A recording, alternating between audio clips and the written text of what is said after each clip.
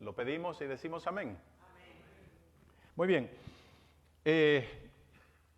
Como saben, ¿verdad? Hemos comenzado ya este capítulo 6 de Juan. Y cuando usted lo lee, yo creo que algo que nos podemos dar cuenta es de que todos estos 71 versículos nos llevan a una realidad. Hay algo que el apóstol Juan nos quiere presentar. Y es de que en el camino del Señor vamos a encontrar o vamos a ver o hay lo que son verdaderos seguidores de Jesús y lo que son falsos seguidores de Jesús. Eso nos quiere mostrar de Juan en este escrito de veras. Algo que yo le pido al Señor, constantemente le pido, es de que nosotros o en nosotros no falte el valor para siempre hablar la verdad y nunca comprometerla. También le pido al Señor que no tengamos temor para al mismo tiempo señalar el error y entender de que no podemos tomar de forma liviana lo falso. ¿Entendió eso? El Señor nunca nos ha llamado a ser cristianos pasivos. Pregúntele a Adán lo que le pasó por ser un esposo pasivo. No, el Señor nos ha llamado a accionar.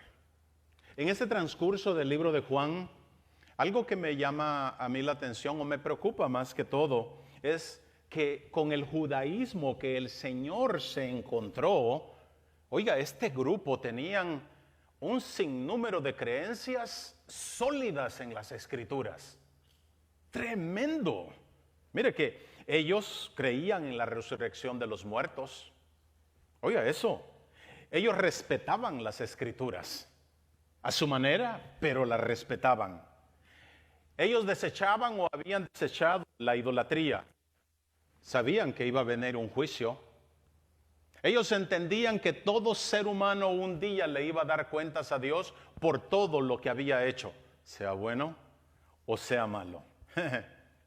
Y mire qué tremendo.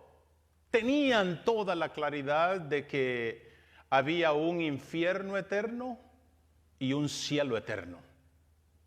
Y aún con todas esas cosas, la palabra me dice, Juan lo dice con todo detalle, que todo ese montón de personas, o la mayoría de esas personas, se perdieron. Qué terrible.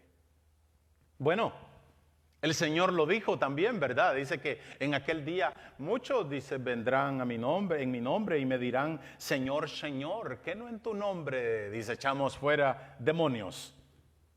Y en tu nombre profetizamos, o en tu nombre predicamos. Y la respuesta del Señor dice que será apartados de mí, hacedores de maldad, porque nunca los conocí. ¿Sabe lo que me preocupa a mí? Es que estos millones de personas no eran cualquier persona. No, estos eran personas que de alguna manera practicaban algún tipo de religión. Conocían el tema. Yo creo que son muy válidas las palabras del apóstol Pablo cuando él en 2 de Corintios capítulo 13, el versículo 5, él dice de que debemos de examinarnos a nosotros mismos. Es vital.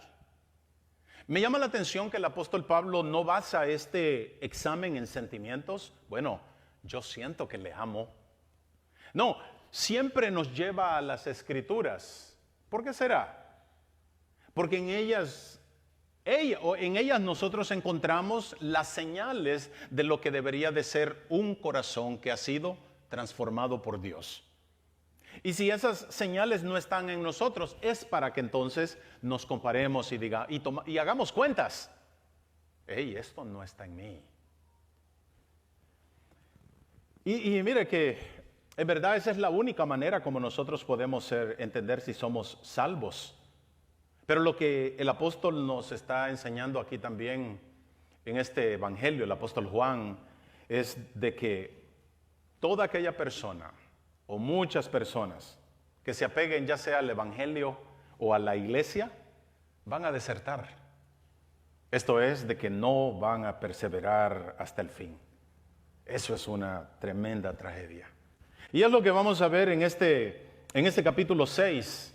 Vaya conmigo para que leamos por lo menos los versículos 16 al 21, solo para que empecemos a ver este contraste, para que por lo menos empecemos a darle una introducción a lo que el apóstol Juan nos quiere presentar. ¿Lo tiene? Juan 6, del 16 al 21.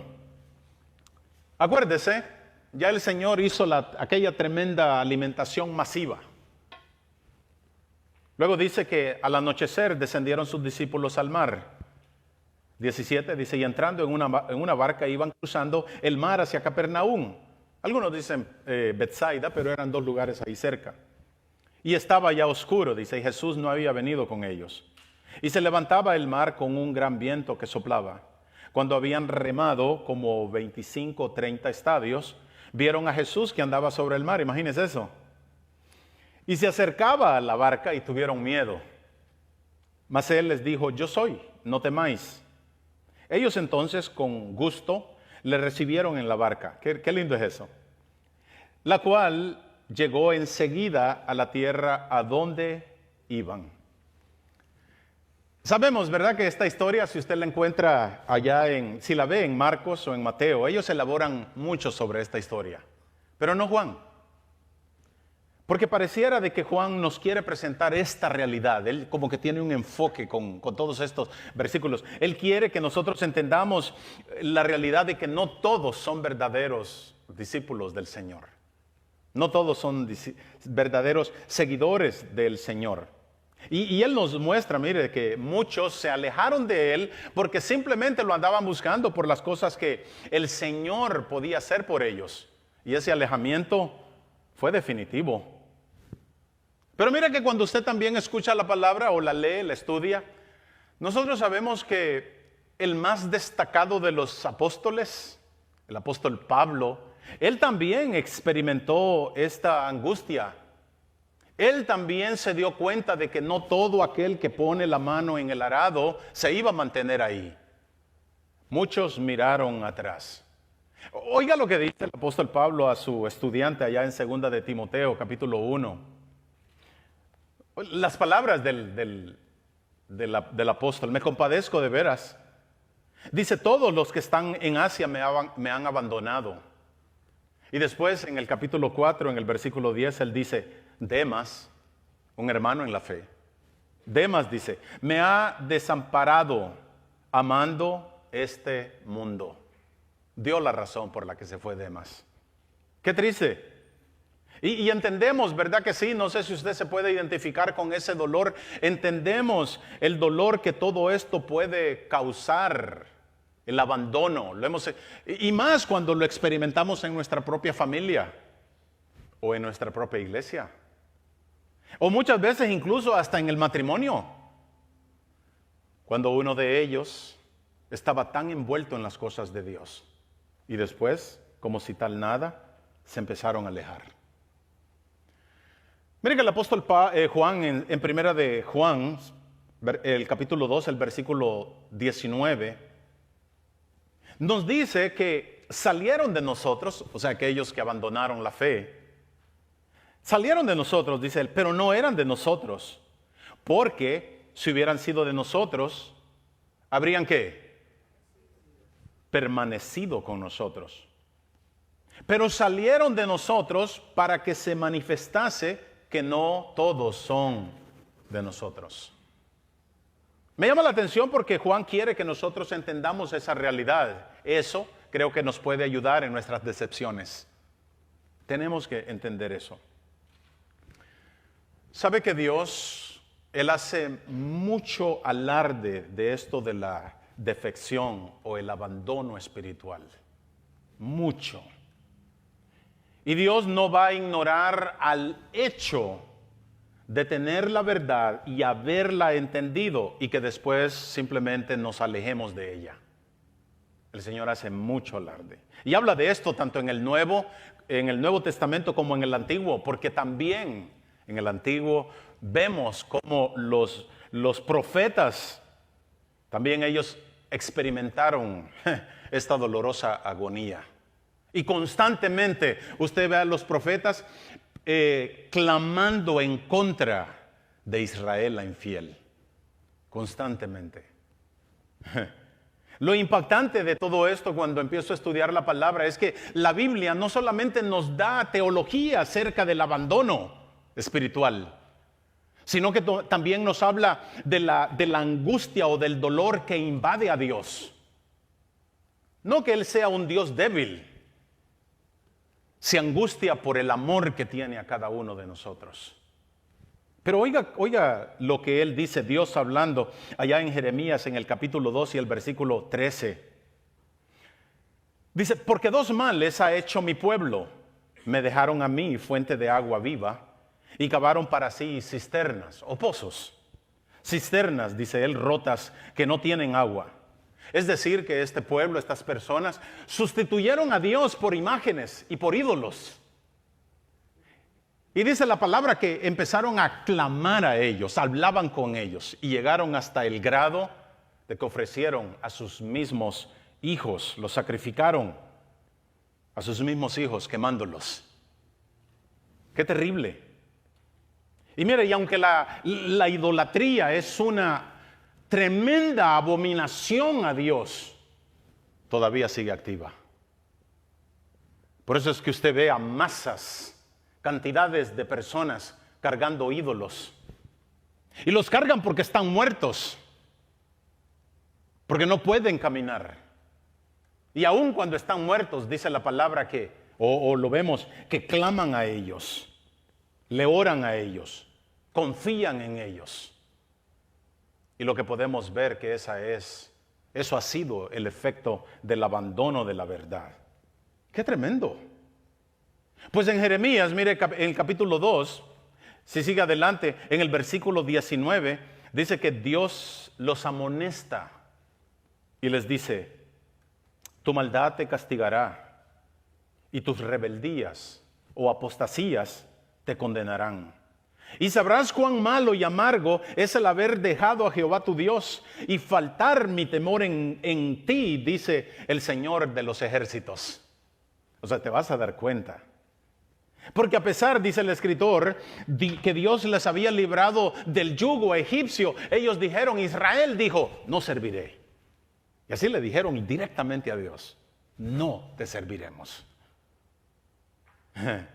Y Dios sigue diciéndoles, sobre todo collado alto y debajo de todo árbol frondoso te echabas como una ramera. Mire cómo hasta dónde había llegado el pueblo de Israel.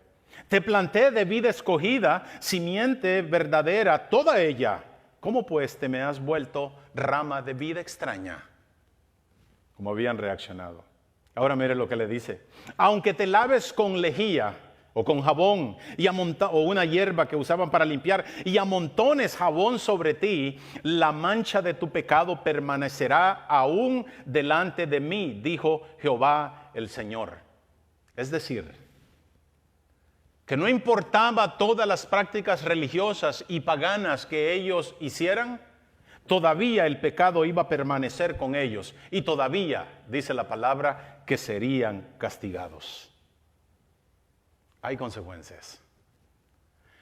Yo creo que Jeremías y Lamentaciones es un libro donde podemos ver mucho, muy claro el dolor del Señor. Ahí Él expresa su dolor, su angustia. Oiga lo que dice Lamentaciones, capítulo 2, el versículo 11. Mis ojos desfallecieron de lágrimas, se conmovieron mis entrañas a causa del quebrantamiento de la hija de mi pueblo, o sea, a causa del sufrimiento que ellos experimentaron.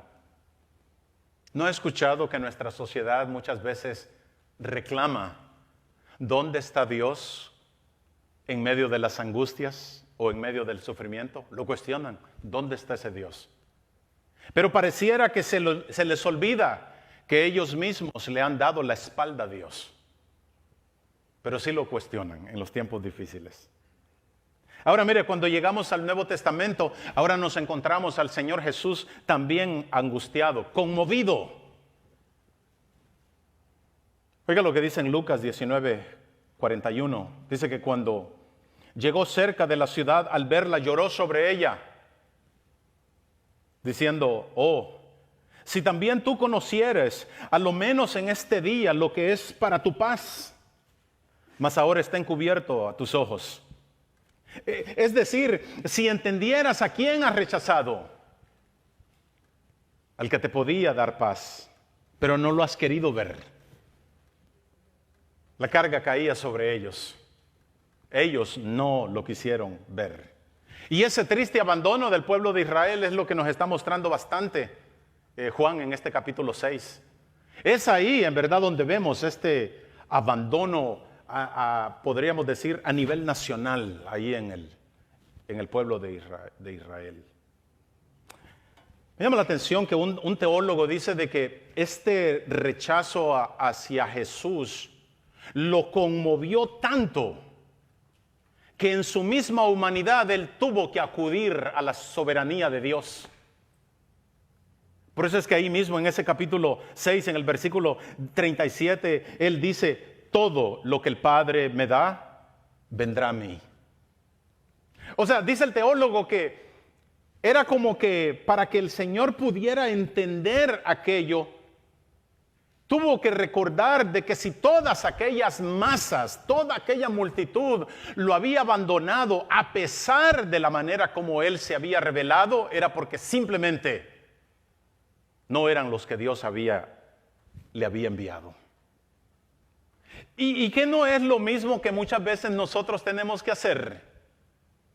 Cuando vemos tanta angustia, cuando vemos tanto rechazo, cuando vemos tanto abandono de las cosas de Dios, cuando hay tanta decepción en medio de nosotros, tenemos que llegar a la conclusión de que al final es Dios quien tendrá misericordia del que Él quiera tener misericordia.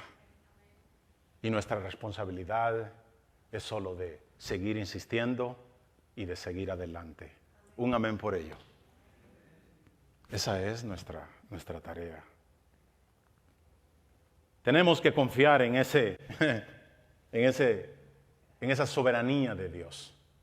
Ahora, algo que yo quiero señalar en este abandono de estas personas del pueblo de Israel, este no es un caso aislado, no es algo que le pertenece solo a ellos, sino que lo que vemos aquí es la representación del abandono de las cosas de Dios por parte de la humanidad.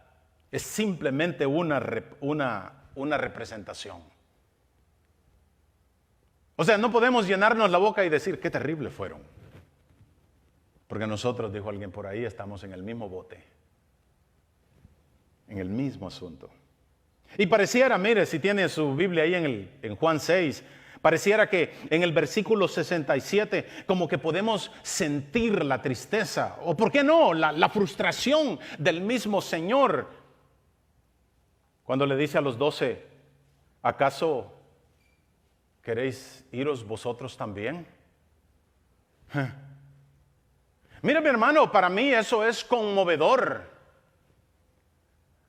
Porque me pongo a pensar en esto, ¿es de esperar, sí o no, que las personas nos abandonen a nosotros, se alejen de nosotros? Ya sea porque les fallamos, o ya sea porque dijimos algo que les molestó, eso es de entenderlo. Pero ¿cómo se explica el abandono al Señor Jesús? Sabiendo, mis hermanos, que el Señor siempre ha sido o ha mostrado ser perfecto. Siempre ha sido compasivo. Siempre ha sido poderoso. Y siempre ha sido misericordioso. Y con estas personas siempre ha estado ahí para ver su bienestar. Ha estado para sanarlos. Ha estado para alimentarlos, porque en verdad aquella alimentación masiva que Él hizo, no la hizo solo por impresionarlos, como lo hacen algunos, ¿verdad? Miren los poderes que tengo. No, los hizo porque Él tenía compasión por ellos, pero nada de eso importó. Y este capítulo, mira, termina con la tremenda deserción de todos ellos. Y si usted comienza el capítulo 7, el próximo capítulo, encontramos ahí en el primer versículo ahora al Señor evadiéndolos o escondiéndose de ellos, porque solo lo buscaban ¿para qué? Para matarlo. Esto nos abre la realidad de que van a haber falsos seguidores de nuestro Señor Jesús. Y bastantes, diría yo. Demasiados, creo. Y mire, y no es que el cristianismo falle, o el evangelio falle, o que el Señor falle, sino que todo esto lo que muestra es la condición de nuestro perverso corazón, que no le importó que las personas fueran expuestas a la persona y al mismo poder del Señor. No importó. Hay algunas personas que nos dicen, si yo tan solo pudiera ver, si pudiera ver un milagro, con eso sería suficiente. Es mentira. Estas personas lo vieron y en nada les sirvió. Con razón, mire, el Señor Jesús dijo que angosto es el camino a la vida y pocos son los que la encuentran. Pero ancho es el camino falso o a la perdición. Y por eso es que la palabra dice de que muchos por ese camino transitan, porque es más fácil. Ahora, cosas de las que a mí me llama la atención es de que todas estas advertencias como eso del camino no son ni siquiera, mire, para personas que están en el mundo. ¿Por qué? Porque podríamos decir esto, ellas ya están en el mundo. Ellas ya están perdidas. Estas advertencias, mis amigos, mis hermanos, son para personas que de alguna manera han buscado la salvación y han escogido un camino fácil, un camino que no interrumpa con su estilo de vida. Personas que escogieron eso. Y dice, y hasta le dicen, ¿verdad? Señor, Señor. Pero el verdadero Señor, ya lo hemos visto de que Él les dirá, nunca los conocí. ¿Qué está diciendo? Que toda aquella religiosidad fue falsa. El corazón de ellos no estaba ahí. Sería entonces, ¿verdad? Vamos a ser realistas, ¿verdad? Que sería una locura de parte nuestra el asumir que toda persona es cristiana simplemente porque dice que lo es. Sería de verdad ridículo. Ahora mira el versículo 66. Ese versículo 66 nos presenta un concepto muy simple. Oiga esto, lo que el apóstol está diciendo de que es posible ser un discípulo de Jesús que se aleja de Él. No me malinterprete. Y el término para que nosotros podamos entender, el término clave para poder entender esto es precisamente esa palabra, discípulo. Porque lo que dice ahí, dice que desde entonces muchos de sus discípulos volvieron atrás y ya no andaban con Él. En otras palabras, fue un abandono definitivo. No fue que se apartaron por un tiempo. Un abandono definitivo.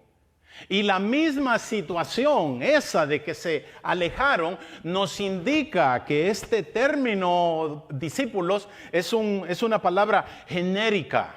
Es una palabra que se usa para varias cosas o varios significados. Viene del griego matetes, no sé si así se pronuncia, pero así se escribe. ¿Qué es lo que significa? Es simplemente un estudiante o un aprendiz.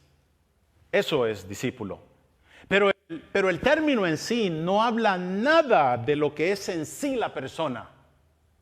No habla de lo que hay en su corazón. Se refiere a alguien que simplemente está ahí absorbiendo o experimentando algo de alguien más.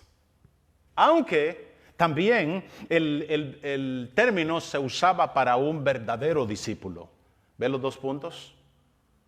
Este no era una persona que solo estaba absorbiendo conocimiento, sino una persona que estaba entregada al compromiso, era un fiel seguidor del Señor. Pero por otro lado, un discípulo podía ser también una persona inconversa, que no conoció, un falso seguidor. Y en este capítulo lo que podemos ver cuando usted lo estudia o lo analiza, el mismo capítulo nos da o identifica algunas características de falsos seguidores. Vamos a verla así bien rápido. Siempre digo rápido, ¿verdad? Mira, algo que vemos, de acuerdo a lo que dice toda la escritura, este capítulo, es de que los falsos discípulos muchas veces son atraídos por las multitudes. Y también es muy fácil de que sean influenciados por ellas. ¿Por qué? Porque lo vimos, ¿verdad? Muchas multitudes estaban siguiendo al Señor. Y cuando hay milagros ahora entonces, ¿verdad? La atracción va a ser aún más fuerte, va a ser mayor. Jesús, lo acepten o no, para este tiempo, Jesús se había vuelto la persona más popular. Jesús había sido el acontecimiento más grande que todas estas personas habían visto en toda su vida. Ninguno había visto un milagro hasta que apareció el Señor. Le digo algo, yo no tengo nada en contra de una mega iglesia. De por sí así fue como comenzó en el Evangelio, ¿verdad? En el libro de los Hechos. 8,000 de un solo. Yo no tengo nada en contra siempre y cuando en esa iglesia se predique la verdad. Porque también sería absurdo decir que toda persona en una iglesia grande no es un converso genuino. No cabería. Pero es más fácil en un lugar grande donde hay multitudes que atraigan también a falsos seguidores por el simple hecho de que el lugar está lleno y las cantidades de personas atraen a otras personas. ¿Qué pasa con el contraste cuando nos encontramos con una iglesia pequeña, en un edificio pequeño, donde se predica la verdad, donde se ora juntos, donde se cantan himnos? Lo único que podría atraer a esas personas y mantenerlas es el mismo amor por la palabra, el mismo amor por los hermanos, por la familia, el mismo amor por la obra, porque no hay otra cosa que los pueda atraer. Y muchos falsos seguidores son atraídos, eso es lo que les atrae lo popular. Si va a haber una persona, la persona que va a hablar es un personaje popular, eso los va a atraer. Los falsos seguidores son atraídos por las multitudes porque el ambiente es estimulante. El ambiente atrae. Y eso es lo que normalmente producen las grandes multitudes. Atraen más gente. Yo creo que lo hemos experimentado, ¿verdad? Hasta en eventos seculares, cuando hemos ido a algún lugar y esperamos que hayan muchas personas. Y cuando llegamos, ¿qué decimos? No, esto está aquí aburrido. O decimos, el ambiente estuvo muerto. Lo entendemos. Ahora no estoy diciendo tampoco, ¿verdad?, de que porque es una multitud grande, todos están perdidos ahí. Pero es donde hay más oportunidad. Otra cosa que atrae, de acuerdo a lo que vemos en Juan, es que los falsos seguidores de Cristo van a ser atraídos por lo sobrenatural. Llama la atención. Porque cuando Jesús creó literalmente comida, y todas aquellas multitudes fueron alimentadas. La Biblia nos dice que fueron 5,000. Cuando usted hace cuentas, algunos dicen que mínimo habían 20,000 personas. Algunos dicen que 25,000 personas, incluyendo niños. Y esas personas entonces empezaron a correr la voz. Y ahora entonces eran más personas atraídas hacia el Señor. Pero ¿qué era lo que les llamaba la atención? Lo sobrenatural. Trae algo diferente, cosas que nosotros no hemos visto. Y lo entendemos, ¿verdad? ¿Se acuerdan el capítulo 2? Al final del capítulo 2 dice que las personas creyeron en Jesús porque entendían que las señales que Él había hecho venían de Dios. Creyeron en Él, creyeron por las señales, pero hasta ahí. Algunos escritores se atreven a decir que tenían al Señor como un curandero. Pero nada más. Ahora, lo que complica todo esto es precisamente en el mundo que nosotros vivimos. Vivimos en un mundo caído, vivimos en un mundo difícil, vivimos en un mundo lleno de problemas, lleno de tantas cosas. Llama entonces la atención, ¿verdad? De que si llega alguien y dice, hey, yo voy a arreglar todo el asunto, llama la atención a que nosotros aceptemos o a que nos acerquemos a alguien que trae las respuestas. Porque ¿quién, seamos realistas, quién no quiere recibir beneficios? ¿Quién no quiere experimentar salud?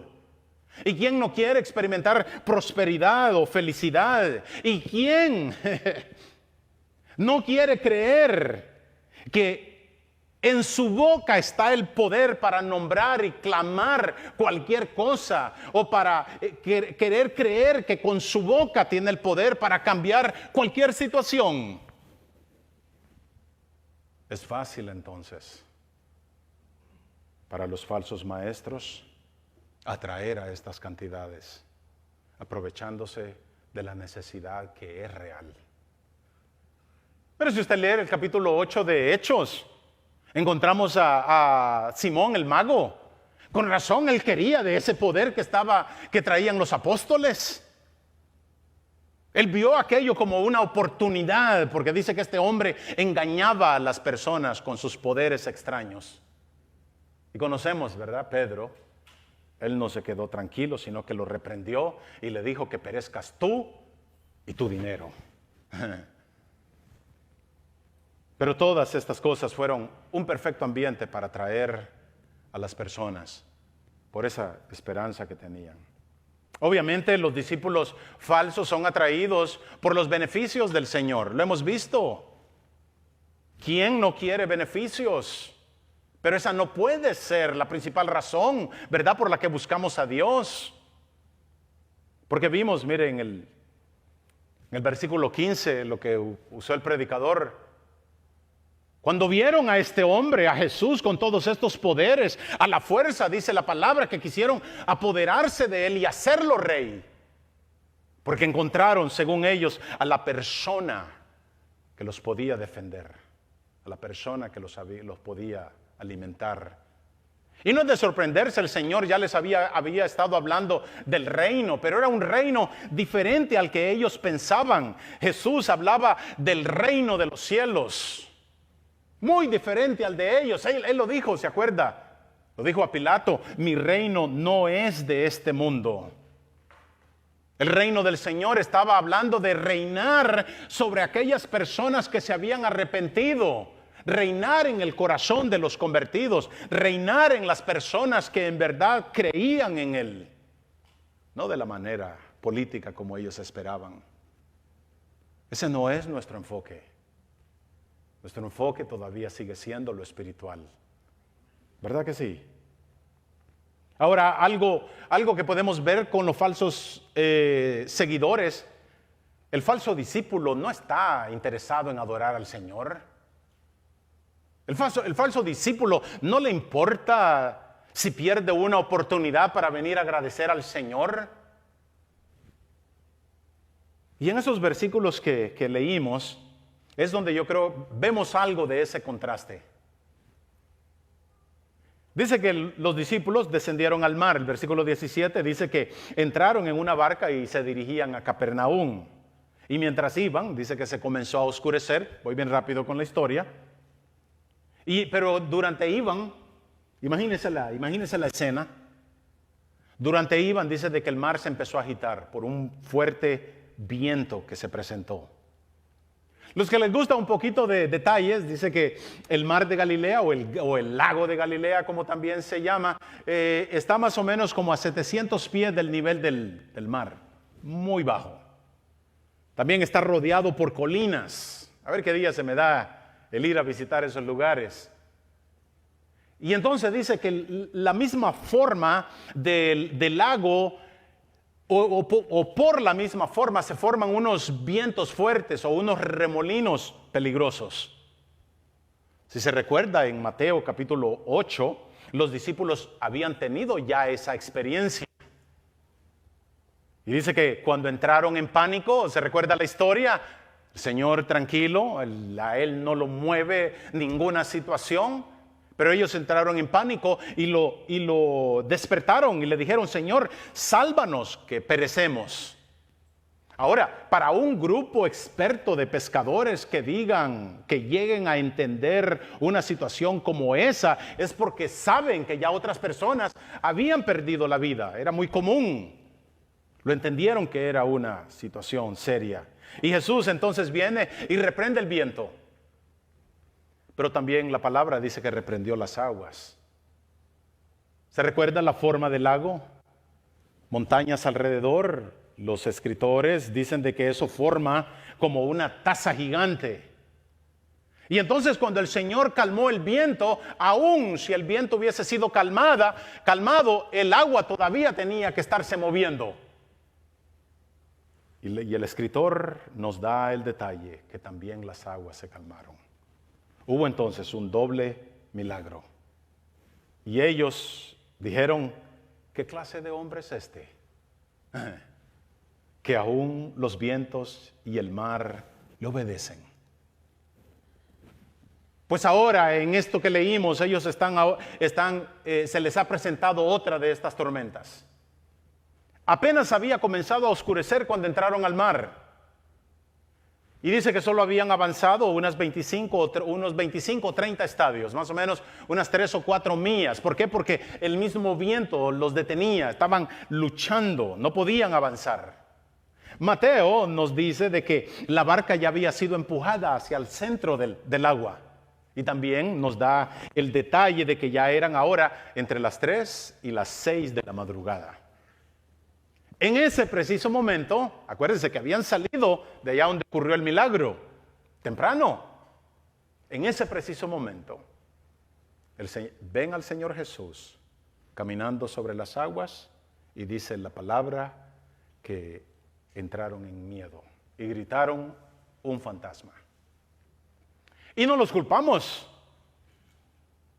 No los culpamos porque imagínense a alguien caminar sobre las aguas. Nadie había visto algo así. Pero el Señor, y me gusta también que la Biblia no da explicación de eso, no hay sensacionalismo aquí, sino que dice la palabra que el Señor los consoló y les dijo: yo soy. Yo soy. Pero Pedro, qué bueno, ¿verdad? Que hay Pedros. Pero Pedro viene, y si lo vemos en otros evangelios, Pedro le dice: si eres tú, manda que yo vaya a ti sobre las aguas. Y él le dijo: ven. Qué maravilloso. Y descendiendo Pedro, mira el valor de él, descendiendo Pedro de la barca, dice que andaba sobre las aguas, pero al ver, dice, cómo el agua era azotada por el viento, tuvo miedo y dice que se hundió. Y al momento el Señor dice que extendió su mano y le dijo: hombre de poca fe. ¿Sabe algo, mis hermanos? Yo no creo que fueron palabras duras del Señor en ese momento. Fueron palabras como cuando usted le trata de enseñar algo a su hijo. ¿Por qué dudaste? Fueron palabras de compasión. Marcos nos dice que cuando ellos subieron al barco o a la barca, el viento se calmó. Y Juan, en el versículo 21 de lo que leímos, nos dice que recibieron al Señor con gusto en la barca. Qué lindo, ¿verdad? Cuando el Señor se presenta en el momento adecuado, lo recibimos con gusto. Qué maravilloso. Veamos esto entonces. Hasta el momento los discípulos han experimentado una tonelada de milagros. Uno, todavía estaban vivos. Otro, habían visto al Señor Jesús caminar sobre las aguas. Aparte, habían visto al Pedro también caminar sobre las aguas. Habían visto cómo no solamente había calmado al viento, sino también las mismas aguas. Y de alguna manera, un escritor dice, de alguna manera ahora la barca ya no estaba en medio del mar, sino que estaba en la orilla. También era otro milagro. Y aparte sabemos, ¿verdad?, de que ya habían experimentado aquella tremenda alimentación. Mis hermanos, es un momento monumental para estos discípulos.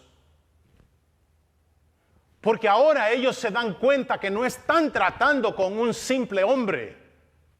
Ahora ellos se dan cuenta que están tratando con el mismo Hijo de Dios que tiene control de todas las cosas. Yo quisiera que usted como hijo de Dios entendiera eso. De que nosotros no le servimos a cualquier diosito. Le servimos al que tiene control del mismo universo. Y ese fue el impacto que hizo con estas personas. Podemos entonces decir esto, concluir con esto, de que para los falsos discípulos o seguidores del Señor, los milagros no le hicieron nada, porque nunca los empujaron a adorar al Señor. ¿Sabe lo que sí hizo los milagros para ellos? Simplemente detonó los deseos en ellos. Y ahora querían más. Querían más, qué tremendo. Pero para ellos, los verdaderos discípulos, cada milagro que ocurrió fue una revelación para que ellos entendieran de que aquel no era un ser más, un hombre más, sino de que aquellas revelaciones los llevaron a entender, los impulsó, ellos fueron impulsados a la adoración. Porque ese en verdad era el propósito del Señor Jesús, darse a conocer. ¿Ve por qué Dios va a ser duro? No va a tolerar que después de que las personas hayan recibido tremendo conocimiento y tremenda revelación y que simplemente le den la espalda. Marcos termina la historia diciendo de que todos los que estaban en la barca vinieron a él y le adoraron. Y dijeron, verdaderamente, tú eres el Hijo de Dios. La tremenda diferencia, amén, de lo que es el verdadero discípulo del Señor. Vamos a orar, mis hermanos.